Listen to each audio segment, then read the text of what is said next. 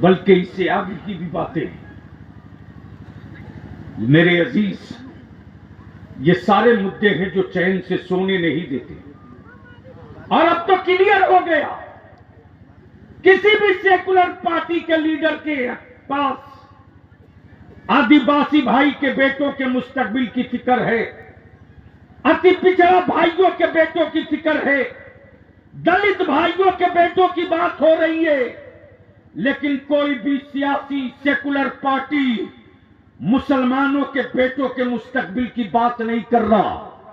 इसलिए नहीं कर रहा कि इसको तो सियासी एतबार से विकलांग बना दिया। ये जाएगा कहां? बलियाबी कहता, याद रखना, जब सारे दरवाजे बंद कर दिए जाते हैं तो जितने कादरी हैं वो गौसे आजम की दहलीज से अपने अपने अपने मुस्तकबिल के दरवाजे की कुंजी ढूंढ कर निकाल लिया करते हैं। कि हुनर रईसुल कलम ने सिखाया। सुभान अल्लाह। नारे तकबीर, नारे रिसालत, तहरीके दारे शरीयत। आप हमें बताओ,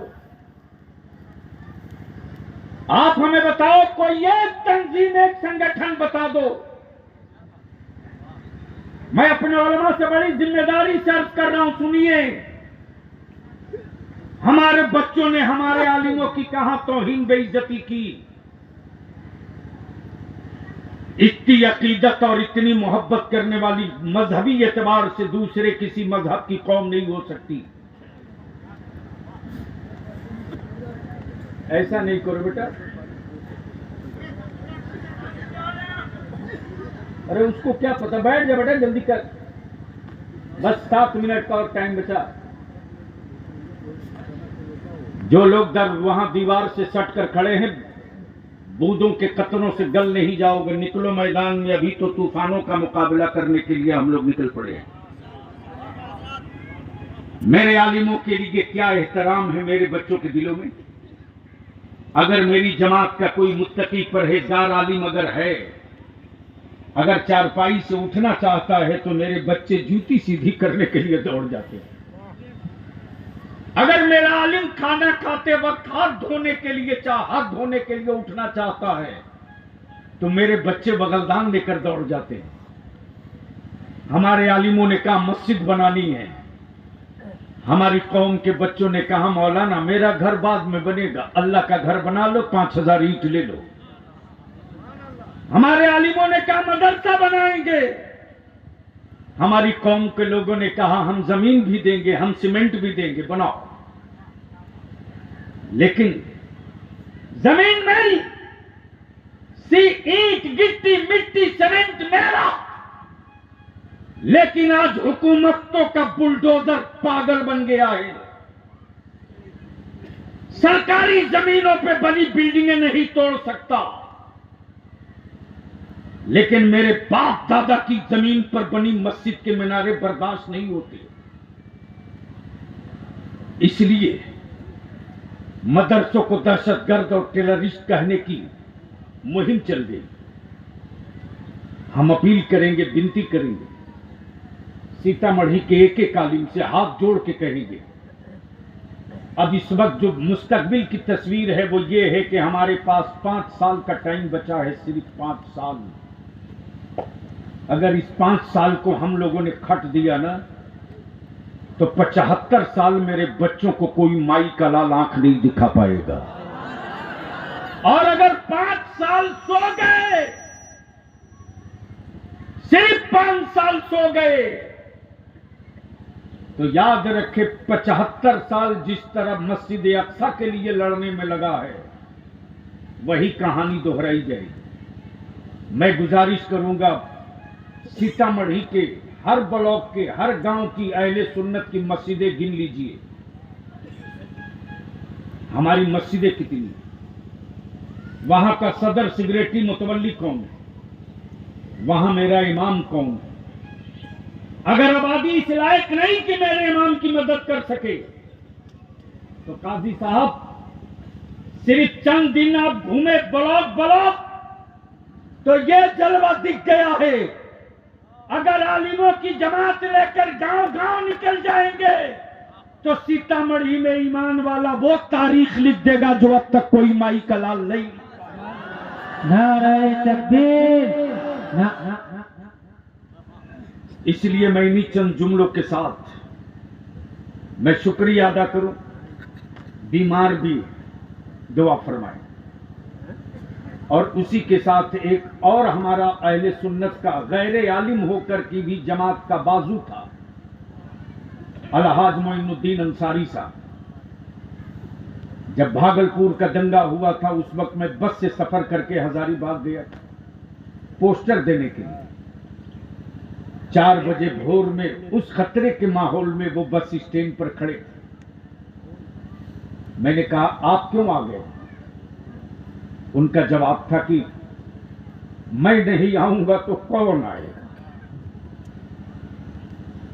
इसलिए मैं अपने बुजुर्ग उलमा से विनती करके कहूंगा, अपने छोटों को अब बढ़ा लीजिए, अपने कम उम्र और नौजवान उलमा को मौका देकर प्रमोट कीजिए, उनके अंदर जमाती जिंदगी पैदा कीजिए, वरना स्टेजों पर सिर्फ कारोबार रह जाएगा, जमात नहीं रह जाएगी। और जमात का दर्द डाल देंगे तो हम रहे न रहे, आबादियों में मुस्तफा जाने रहमत पे लाखों सलाम का सलाम। हम विनती करेंगे, अपील करेंगे, गुजारिश करेंगे। अदारे शरिया ने तय किया है, अदारे शरिया ने तय किया है कि जो मेरे नबी की इज्जत पे हाथ डाल करके आवारा लोग, क्या कसूर है, क्या कसूर है? हमारे बच्चे सिर्फ यही तो कहते रहे कि मेरे रसूल की गुस्ताखियां करने वालों को जेल में डालो, इन पर कानूनी कार्रवाई करो। रास्ता ब्रेक नहीं किया, रास्ते को ब्लॉक नहीं किया, किसी मकान किसी रेल को नहीं नुकसान पहुंचाया। छोटा सा कागज का टुकड़ा लेकर निकले थे, मेरे नबी के गुस्ताखों को जेल भेजो। खड़ी पुलिस ने मेरे बच्चों को भरोसे में लेकर AK-47 से गोलियां मारी, लाशें तड़पती रही, लेकिन उन माओं के जज्बे को बलिया भी सलाम करता है। जब दुनिया और प्रेस मीडिया गई कि आपका बेटा मारा गया है, तो माहें कहती हैं कि हमें खुशी है कि मेरा बेटा मेरे आका के नामूस के लिए शहीद हुआ है। अभी तो एक गया है, जितने हैं सब चले जाएं, तब भी मेरे माथे पर शिकन न आएगी। उस वक्त भी मैं सर उठा कर यही कहूंगी, जान दी हुई उसी की थी, हक तो ये है कि हक अदा न हुआ। नारे तकबीर, नारे रिसालत, गाज़ी मिल्लत। तो अब बता दो हमें कि मेरे नबी के नामूस और इज्जत के लिए कानून बनना चाहिए कि नहीं बनना चाहिए? कितने लोग चाहते हो बनना चाहिए? कानून बनना चाहिए कि नहीं बनना चाहिए? नबी के नामूस और इज्जत के लिए कानून बनना चाहिए कि नहीं बनना चाहिए? दूसरा कानून, आज हमारे भारत में दलित और आदिवासी भाइयों की जमीन पर, मकान पर हिम्मत है किसी का कब्जा कर ले? अरे बोलो ना, है किसी की औकात जो उसको गाली दे दे? है किसी की औकात जो उनको आंख दिखा दे? क्यों? क्यों? देते रहो वोट, करते रहो गुलामी, देते रहो वोट, उठाते रहो जनाजे, देते रहो वोट और मांगते रहो भी। सेकुलरिज्म बचाने का ठेका सिर्फ मुसलमान ले रखा है, और अपने खानदान और अपनी बिरादरी का सत्ता बचाने का ठेका जमाने ने ले रखा है। तहरीक ने यह भी तय किया है कि ये तो अच्छा हुआ कि सर्वे हो गया जातीय आधारित, ये अच्छा हुआ। यही नारा लगता था अल्लामा नोमान साहब, यही नारा लगता था। जिसकी जितनी संख्या भारी उसकी उतनी, जोर से बोलो, जोर से बोलो, जिसकी जितनी संख्या भारी, तो मैं बोल रहा हूं जिसकी जितनी संख्या भारी, आप पूरी ताकत से बोलो बुलंद होकर, उसकी उतनी हिस्सेदारी। जिसकी जितनी संख्या भारी उसकी उतनी हिस्सेदारी। जोर से बोलो, एक एक की आवाज आनी चाहिए। जिसकी जितनी संख्या भारी उसकी उतनी हिस्सेदारी। जिसकी जितनी संख्या भारी। 18% है बिहार में। कितना परसेंट? तो जब 3% वाला हुकूमत बना सकता है, 6% वाला 4 मंत्रालय ले सकता है,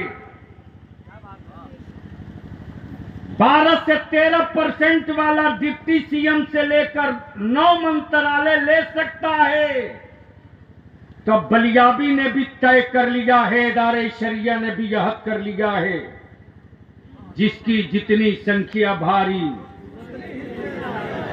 जिसकी जितनी संख्या भारी।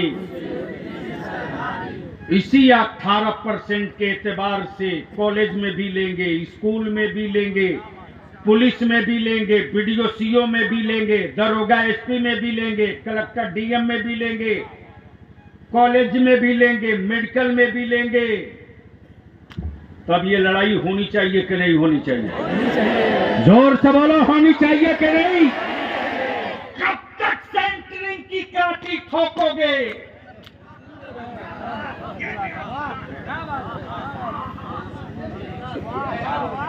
कब तक सेंटरिंग की काठी ठोकोगे? एक बार इदारे शरिया का झंडा थाम लो, ऐसी काठी ठोकूंगा, ऐसी काठी ठोकूंगा कि दोबारा तेरे सामने काठी ठोकने की बात तो दूर, अपना छप्पर भी खड़ा करने की हिम्मत नहीं जुटा पाए।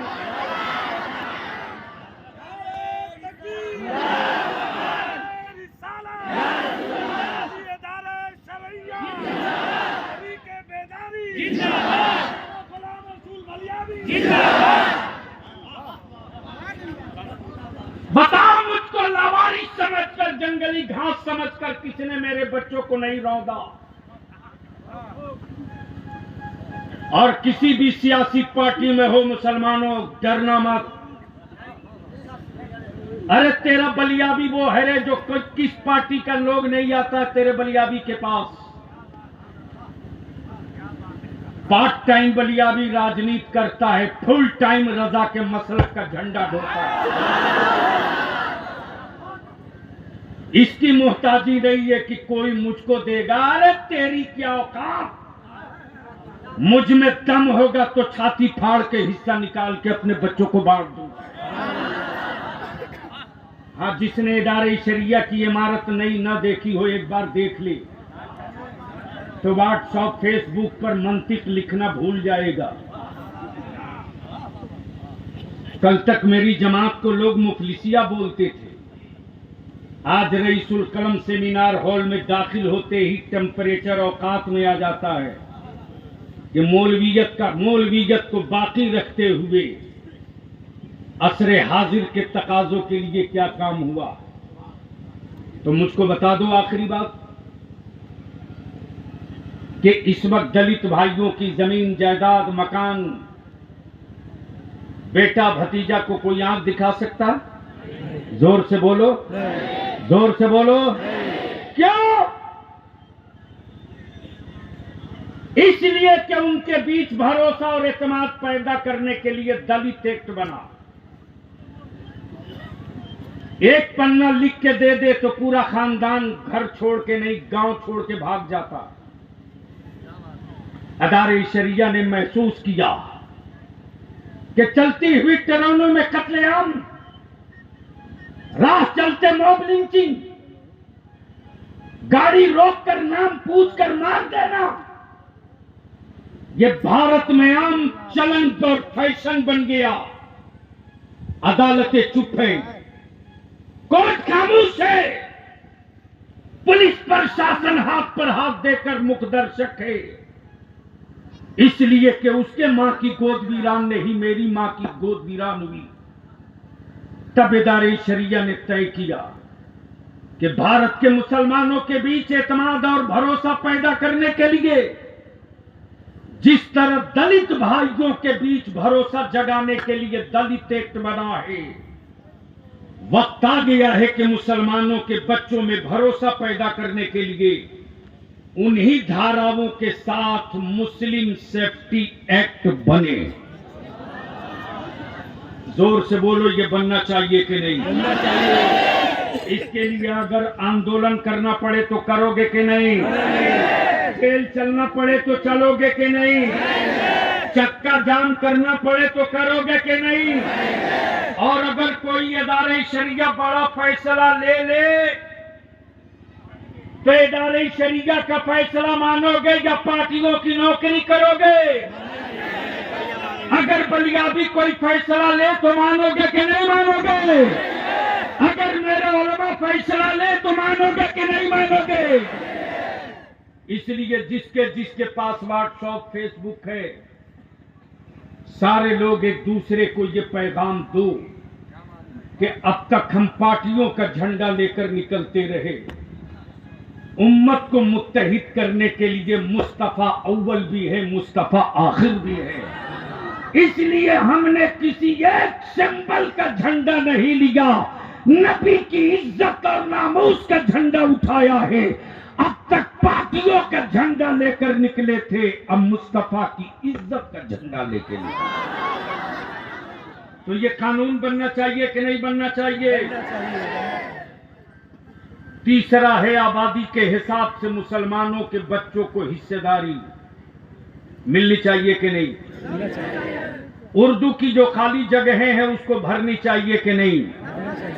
2459 मदरसे जो कैबिनेट हो चुके, बड़े बाबू छोटे बाबुओं के चक्कर में फंसा के रखा है, इसको क्लियर होना चाहिए कि नहीं? होना चाहिए। जो मुस्लिम इलाके एरियाज हैं उन इलाके में कॉलेज स्कूल बनना चाहिए कि नहीं? बनना चाहिए। जिस तरह अति पिछड़ा दलित भाई के बच्चों के लिए हॉस्टल बनाए हैं, हम इस स्टेज से कहेंगे बिहार के वजीर आला मुख्यमंत्री नीतीश कुमार साहब से, हम एहसान फरामोशों में नहीं, आपने कुछ काम किया, कुछ काम बच गया है, उसको भी कर दीजिए। आपने शराब के खिलाफ कानून बनाया, पूरी दुनिया में डंका बज गया। आप 2 कानून विधानसभा में लाइए, एक नबी की इज्जत का तहफ्फुज का कानून और दूसरा मुसलमानों के सेफ्टी एक्ट का कानून। पूरे वर्ल्ड में आपका डंका बजने लगेगा, दुनिया देखते रह जाएगी। तो बोलो, ये बिहार हुकूमत से बात करनी चाहिए कि नहीं करनी चाहिए? नीतीश कुमार जी से ये मुतालबा करते हो कि नहीं करते हो? आखिरी बात, उर्दू टीईटी हमारे बच्चे एग्जाम दिए और देने के बाद वो बच्चे हमारे ग्रेस मार्क्स और आपसी चक्कलिश की वजह से पीछे रह गए। उर्दू की बहुत सारी यूनिटें खाली है, वो भरनी चाहिए कि नहीं भरनी चाहिए? हाँ, जो मदरसा माफिया है, न बिल्डिंग है, न इमारत है, न जगह है, उसको बंद कीजिए, हम भी आपके साथ हैं। लेकिन जिन मदरसों के पास बिल्डिंग है, इमारत है, जमीन है, उनकी जगह उन मदरसों को इस ऑन स्पॉट खड़ा मंजूरी देकर के इमदादी कीजिए। मैं आपका शुक्रिया अदा करूँ। अब आखिरी बात पूछ लूं, ये जहेज रुकना चाहिए कि नहीं रुकना चाहिए? जोर से बोलो, रुकना चाहिए कि नहीं? रोकोगे? कितने लोग रोकोगे? हाथ उठाओ, उठाए रखो, उठाए रखो, उठाए रखो, उठाए रखो, उठाए रखो, बस उठाए रखो, नीचे मत गिराना, नीचे मत गिराना। तो इतने बड़े मजमे में कोई एक ऐसा बाप है जिसके बेटे के अभी निकाह और शादी नहीं हुई है? हाथ नीचे करो। कोई ऐसा बाप है जिसके बेटे का अभी निकाह नहीं हुआ है? आगे आ जाए, खड़ा हो जाए उसी जगह।